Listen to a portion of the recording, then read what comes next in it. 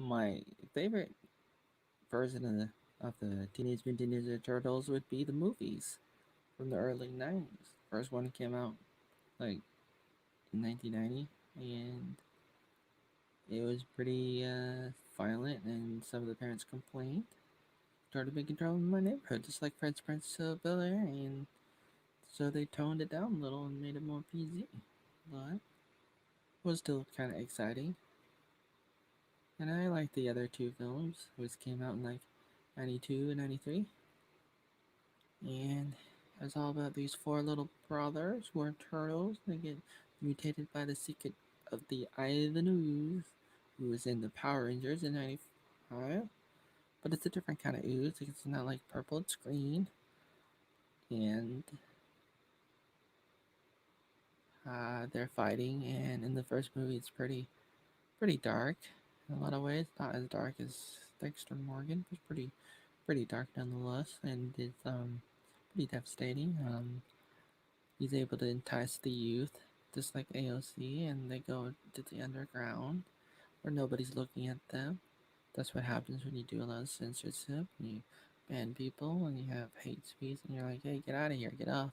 So they go underground and they have a little club, and the Shredder becomes their family, and then they get the big giant rat. There's a little backstory of how the rat like be- became big and mutated like the turtles, and he scratched the face of that Shredder dude before he was a can opener, and they're on the roof, spoiler, and they're like fighting, and they're one at a time. And they're trying to fight the Shredder, and the Shredder's like cocky, and the Shredder runs after the big rat, the Splinter, and falls off the roof. The end. The second movie, basically the same thing, but with a lot more pizza at the beginning. It's really fun. That would be my favorite. The second movie was always my favorite. The Secret of the Ooze is very exciting. Obviously, the first movie was better made in a lot of ways. People like it, prefer it, but still, the second movie is fun. And the Shredder becomes a Super Shredder, and there's Vanilla Ice, and you just can't forget about him. And I really enjoyed listening to Vanilla Ice talk on Value Team. That was like a few years ago, and it was a good interview about his whole life and how he got to where he was and his backstory. And I really love I was gonna say the Power Rangers, but I really loved the Turtles, and I started drawing them as a kid around that time, and it was just fun because it's like you want to fight like them, you want to be funny like Michelangelo, you want to be smart and make and design things like Donatello. You want to be a leader like Raphael or Leo.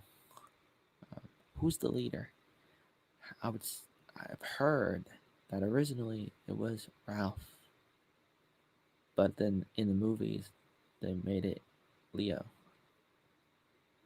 So it's possibly one or the other depending on the version of the turtles you're looking at. And then they came with the reboot movies the last few years in the 2010s, and that's interesting. But I still prefer the original films, and if they really wanted, if they really wanted to do something great, they would do that again. Do the same kind of costumes, the same kind of thing. We want regular turtles. We don't want giant super duper turtles.